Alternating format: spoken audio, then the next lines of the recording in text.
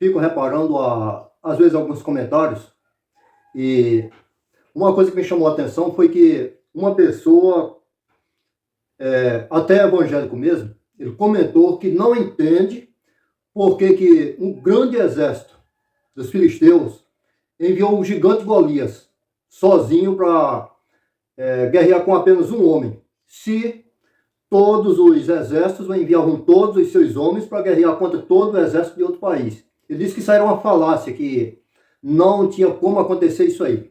Bem, isso aí, na verdade, é um grande desconhecimento bíblico.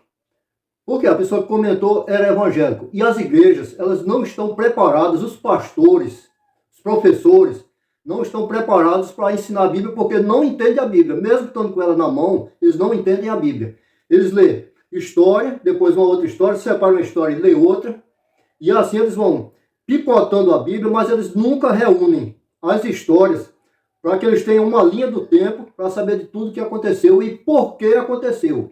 Na verdade, Golias ter desafiado o povo de Israel, aquilo ali não foi a vontade de Deus. Deus não mandou que ele fizesse aquilo ali, Deus permitiu que ele fizesse. No entanto, não foi exatamente Deus que disse assim, Filisteus, envia o gigante Golias para ir lá e desacatar meu povo, chegar lá e xingar-me para que alguém vá me defender. Não, isso aí não aconteceu assim. Vamos iniciar da história. Eu não estou com a Bíblia, não vou citar versículos bíblicos aqui na conversa para a gente não atrasar muito, porque é uma conversa longa, então se a gente for ficar abrindo Bíblia vai demorar. Mas vou colocar alguns versículos aqui para que, conforme eu vou falando, para que vocês entendam. O povo de Israel, eles era apenas um povo, não era para ser uma nação. Aliás, Israel ele não é uma nação.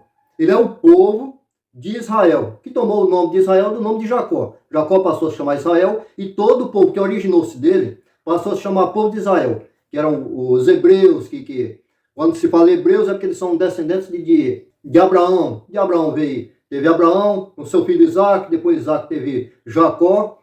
Jacó mudou o nome para Israel e a partir daquele momento Jacó, como o último da tríade de patriarcas, o pessoal passou a se chamar povo de Israel. Então eles não foram criados para serem uma nação. Quando eles cresceram lá naquele local ali, que todo aquele povo foi para o Egito, foram o povo de Deus, os filhos de Jacó, eles foram para o Egito. Lá eles passaram 400 e tantos anos, e quando eles retornaram como povo de Israel, onde Deus mostrou uma terra onde eles iam ficar, naquela terra. E eles ali não eram uma nação, era povo. Eles não tinham um rei, não tinham um governador, eles não tinham um presidente da república, eles não tinham nada disso. Era apenas um povo. Sim, Roberto, mas a nação de Israel, não. A nação de Israel, aquele local onde eles moram, que eles chamam hoje de Israel, eles viveram menos ali do que em qualquer outra parte do mundo. Primeiro, ainda sem ser um povo, eles foram os 12 filhos de Jacó para o Egito. E lá passaram 450 anos, quase a idade do Brasil. Depois eles voltam, passam um tempo, depois passaram 70 anos na Babilônia. Depois eles retornam e 400 e poucos anos depois nasce Jesus. Depois, no ano 70 e 4 anos depois do nascimento de Jesus, Roma vai ali e acaba com tudo, derruba o templo, dispersa esse pessoal pelo mundo e somente em 1945, 1948, por ali, é que eles retornaram àquela terra. No entanto, eles passaram menos tempo lá do que em qualquer lugar do mundo. Mas um dia eles pediram que eles fossem uma nação igual a qualquer uma outra. Só que antes da gente falar sobre esse rei, nós vamos voltar atrás do porquê que eles pediram. Eles eram frequentemente atacados por outras nações vizinhas, pelos assírios, pelos filisteus, por outras nações. E eles tinham muito trabalho, porque quando eles tinham que ir para a guerra, geralmente ia uma tribo. Eram 12 tribos, e menos a tribo de José, que não era realmente a tribo de José, era a tribo de Manassés, a meia tribo de Manassés, que ficou do outro lado do Jordão. Então, desse lado aqui ficou apenas 11 tribos. Então, quando ia para a guerra, geralmente ia somente uma tribo. Nunca ia às 10, às 11. Sempre era apenas uma. E geralmente eles achavam que uma tribo era muito pouco para combater os assírios, combater exércitos grandes. E, às vezes eles convidavam uma outra tribo para ir duas juntas, para aquela coisa toda, mas sempre venciam as guerras, mas eles nunca acreditavam neles próprios, no próprio poder deles. Teve um tempo que a Bíblia fala que eles não tinham um juiz, e nem tinham reis que governasse eles. E é naquela parte onde a concubina de um levita, ela é estuprada pelo grupo lá, de outra tribo de Israel. Eles começaram a enviar tribos lá e guerreando contra aquele pessoal, até que foram todos, guerrearam, mataram totalmente o pessoal lá, sobrando uns poucos que se esconderam fora. E eles simplesmente foram numa nação vizinha, mataram todo o pessoal da nação vizinha, pegaram as mulheres virgens, levaram, entregaram para aqueles homens, porque eles viram que tinham cometido um erro em ter acabado com uma tribo de Israel completa. Eles foram lá, mataram as pessoas de uma outra nação, pegaram todas as virgens, levaram e colocaram lá. Quando viram que aquilo ali não eram mulheres suficientes para todos os homens que tinham, eles mataram mulheres e crianças e tudo, então eles olharam qual era a tribo que não tinha participado de um voto que eles tinham feito de nunca dar mulheres como esposas para aquela tribo. Então eles fizeram o seguinte: quando eles viram que tinha uma tribo que não tinha participado do voto, eles combinaram com os camaradas lá, tem um dia que as mulheres lá vão fazer uma dança, aí vocês se escondem dentro do mato, aí quando elas forem passando, vocês pegam uma, joga nas costas e faz carreira, cada um pega uma mulher daquelas e faz carreira. E era assim que eles viviam, dessa forma. Eles não tinham governo, não tinha quem apontasse eles para fazer nada. E Deus, para provar para eles que eles eram suficientes, tendo poder em Deus, eles eram suficientes para vencer qualquer guerra, Deus chama a menor tribo que tinha, que ele comandava a menor tribo, para que eles fossem enfrentar os assírios. O camarada disse que aquela tribo dele era a menor que tinha, o milheiro dele era o menor, o mais pobre de todos. Aí Deus disse: vai nessa tua fé. E ele foi, juntou todo mundo. Quando chegou no meio do caminho, Deus pode provar que aquele povo ainda era muito. Deus disse: diga aos covardes que voltem. Quando ele falou isso aí, metade daquele pessoal voltou, fez carreira para trás, porque era tudo covarde mesmo. Os outros seguiram em frente. Quando chegou num determinado local no rio, aí Deus disse: aquele que se abaixar para beber água como animal, como um cachorro, um boi, alguma coisa assim, você manda voltar. Só aqueles que pegam a água e beber com a mão, olhando, vigilante, para ver o que está acontecendo em volta, esse aí vai. Todos que baixarem para botar a boca na água para beber lá dentro da fonte, manda eles voltar. Enquanto aí sobrou apenas 300 homens. E ele vai com 300 homens para guerrear contra mais de 10 mil. E Deus mandou apenas um sonho lá para os camaradas lá, mostrando que um pão, um camarada sonhou de noite que um pão tinha caído no meio deles e tinha matado eles todos. Aí os camaradas lá imaginaram logo que Israel estava indo para matar eles, aquela coisa toda, e fugiram, foram embora, e a guerra foi vencida somente naquilo sem nem sequer derramar sangue. Outra vez, Deus, quando o pessoal estava sendo massacrado pelos filisteus, Deus envia um único homem, faz nascer da esposa de Manoá, um homem chamado Sansão. Esse homem sozinho enfrentou os filisteus, matou muita gente numa única investida. Quando ele foi preso pelos próprios irmãos, covardes, os filisteus chegaram lá e disseram: amarra o teu irmão Sansão e nos entrega ele amarrado. Os caras simplesmente amarraram o Sansão e levaram. Quando chegaram lá, o Sansão desamarrou-se e matou 1000 naquele grupão ali de filisteus que foram para segurar ele. Sansão matou 1000, somente numa briga só, com uma queixada de jumentos. Isso aí Deus para provar que não precisava de muito para fazer muita coisa. Claro que Sansão depois cometeu um deslize de revelar qual era o seu poder, que era a obediência de manter o cabelo comprido, aquela coisa toda. Que aliás eu cortei o cabelo porque eu fiquei velho e achei que deveria cortar, para não continuar como Caio Fábio, que tem um cabelo grande. Eu só tinha um cabelo grande, agora cortei também, mas eu não era nazireu. E diz que Sansão, em sua morte, matou mais do que em sua vida, matando 3.000, praticamente acabando com todos os seguidores de Dagon. Nesse enquanto aí, o povo de Israel continua com medo. Nós já vencemos uma guerra com 300, já vencemos uma guerra com um único homem. Nós continuamos com medo. Aí pediu um rei a Deus: Senhor, nós queremos um Deus. Deus não aceitou de bom grado aquele pedido deles terem um rei, porque eles queriam ser uma nação igual a qualquer outra, submetendo-se a um ser humano, ao invés de submeter-se a Deus. Eles achavam que um ser humano tinha muito mais poder do que Deus para governar aquela nação. Porque o pensamento deles era: se nós temos que ir somente uma tribo para enfrentar uma guerra, e quando a gente chama o restante para ir, o restante não quer ir, somente uma é obrigatoriamente aí, nós tendo um rei, nós podemos formar um exército. Esse rei ele vai criar um exército com pessoas de todas as tribos, com os mais valentes de todas as tribos, formar um exército grande, e a gente vai poder enfrentar quem se opor contra a gente. Então, quando eles formaram, o rei Saul foi escolhido por eles. O rei Saul era um guerreiro, um camarada muito habilidoso em guerra, conhecia tudo de guerra. Então, por isso que eles escolheram Saul, para que Saul governasse eles como um homem de guerra. E só que quando isso aconteceu, que Saul juntou dentro do povo de Israel um exército, os filisteus viram que aquilo ali eles não podiam mais enfrentar o povo de Israel. Porque o povo de Israel, antes disso, eles não eram treinados para a guerra. Eles nunca tinham parado para treinar, ter um general para treinar eles para a guerra. A Bíblia diz que existia uma quantidade enorme de homens canhotos que não erravam um tiro com um arco numa linha. O que é canhoto? Não é o camarada que atira com a mão canhota. É o camarada que não tem treinamento. Destro é o camarada que foi treinado para fazer alguma coisa, e canhoto é alguém que nunca treinou, mesmo que atire com a mão direita, mesmo assim ele é considerado canhoto porque ele nunca fez treinamento para aquilo. Entendeu? Entendi. Pronto. Então os filisteus, quando viram que aqueles homens canhotos, agora eles estavam dentro de um exército organizado por Saul, e que agora estavam tendo treinamento, estavam tendo armas, estavam tendo tudo que necessitavam para serem um grande exército, o exército filisteu temeram. Se nós, os filisteus, colocarmos o nosso exército contra eles, com toda certeza eles vão nos amassar. No entanto, eles não têm um homem que consiga enfrentar um gigante que nós temos, que é o gigante Golias. Depois nós vamos falar desses gigantes em uma outra ocasião, porque alguém já me pediu para fazer isso. Então, eles com medo de todos os homens serem mortos pelo exército de Israel, eles colocaram um único homem, porque eles sabiam que dentro de Israel não existia um homem sozinho que pudesse enfrentar o gigante Golias. Então, o que é que Deus fez?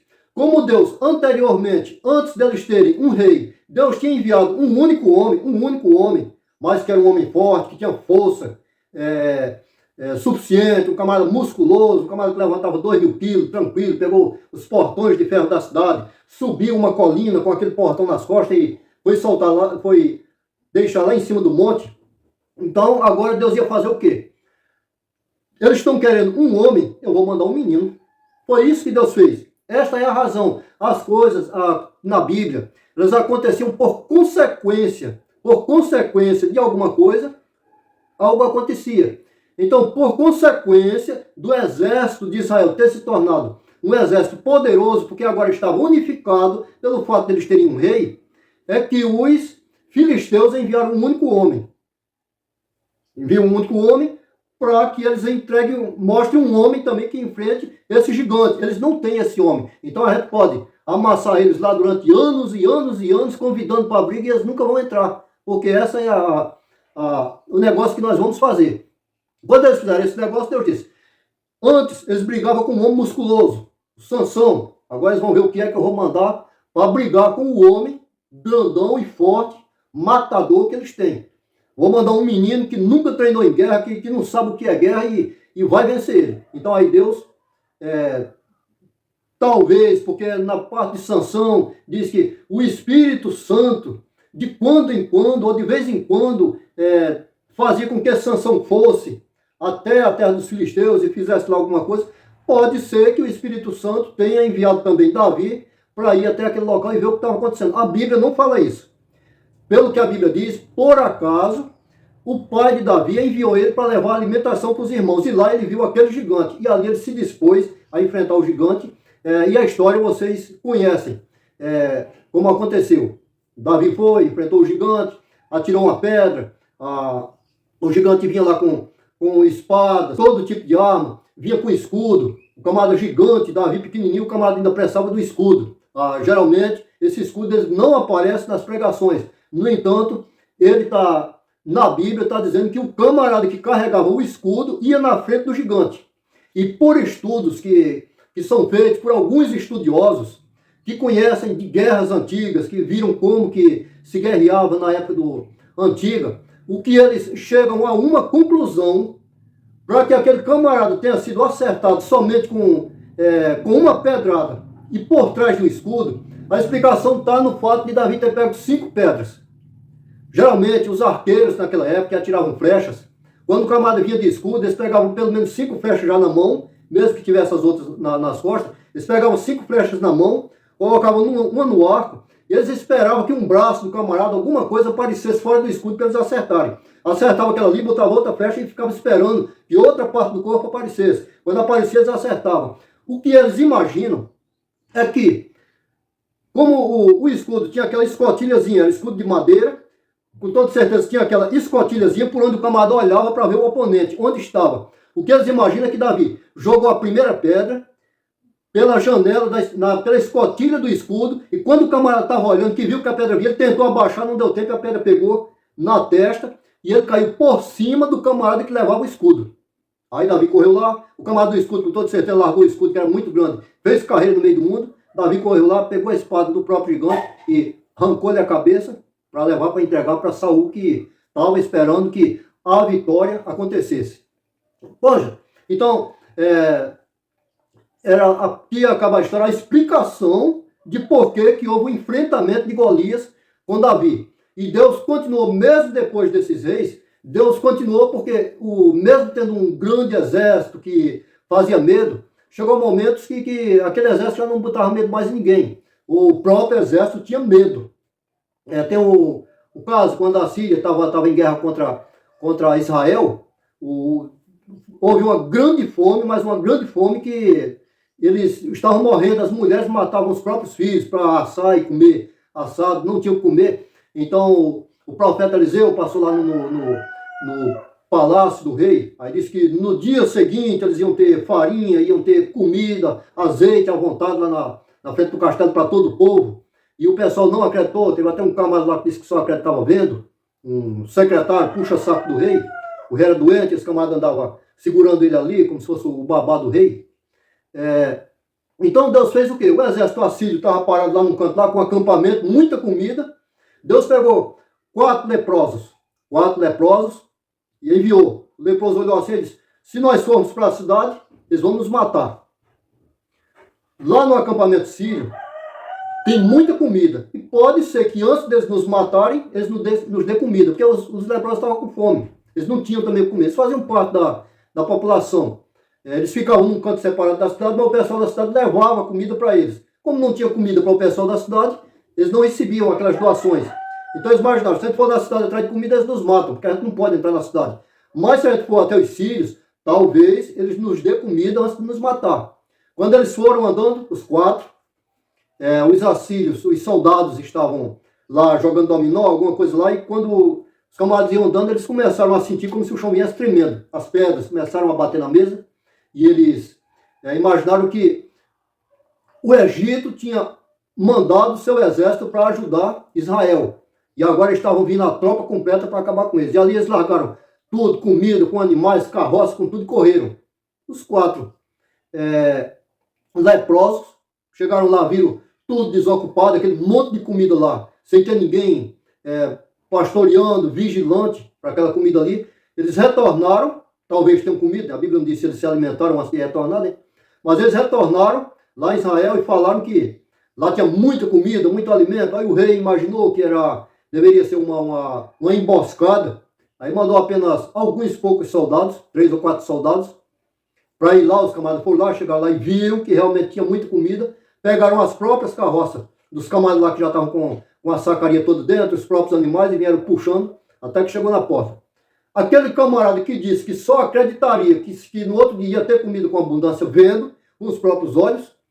Eliseu disse que ele ia ver, mas não ia comer. Quando o pessoal começou a gritar que tinha que chegar de comida, aí o rei veio para cá, o rei doente, o camarada segurando no braço do rei ali para o rei não cair. Quando chegou no portão, veio aquele montão de gente junto, batendo no camarada lá, o camarada caiu no chão, pisou o pessoal por cima deles, e ele viu a comida, viu as carroças lotadas de comida, mas ele não pôde comer porque ele morreu antes de ver a comida descer das carroças para o povo. Mas é isso aí, minha gente. Espero que você tenha gostado. Que Deus abençoe você, que Deus abra nossas mentes cada vez mais para nós termos o entendimento da palavra de Deus, do poder de Deus em nossa vida. E que Deus nos abençoe e tchau.